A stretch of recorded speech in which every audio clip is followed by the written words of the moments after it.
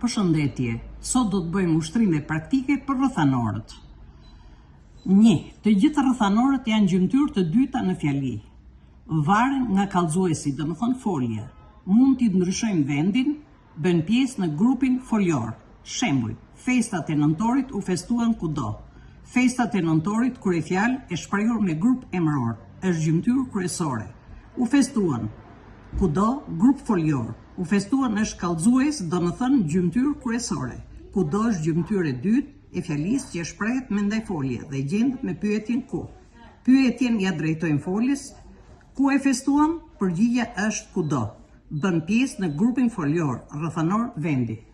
Festat e nëntorit u festuan kudo.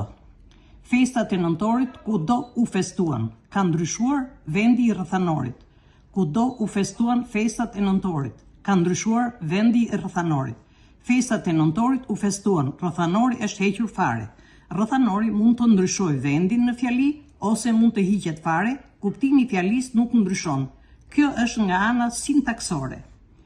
Nga ana e të shprehurit, pothuajse të gjithë rrethanorët shprehen 1. Me emra me parafjalë ose pa parafjalë. 2. Me grup emëror. 3. Me ndajfolje të lloje të ndryshme, me forma të ndryshme të pashtjelluara. Kjo është nga ana morfologjike. Rrethanori i shkakut tregon shkakun e kryerjes së veprimit, i cili shoqërohet me pasojë, kurse rrethanori i qëllimit vetëm qëllimin e kryerjes së veprimit. Ani ishte sëmur nga shytat. Këtu kemi shkak dhe pasojë. Shkoi për të parë ndeshjen. Këtu vetëm qëllimi. Përse shkoi? Tregohet se është rrethanor qëllimi i shprehur me paskajore. Brenda një fjalie mund të kemi 2 ose më shumë rrethanor të llojeve të ndryshme. Për shembull, marrim fjalin dritat e ditës, tretën masdite ngadalë mbi tjegullat e shtëpive. Dritat e ditës është kryefjalë e shprehur me grup emëror. Tretën është kallëzues i thjesht i shprehur me folje.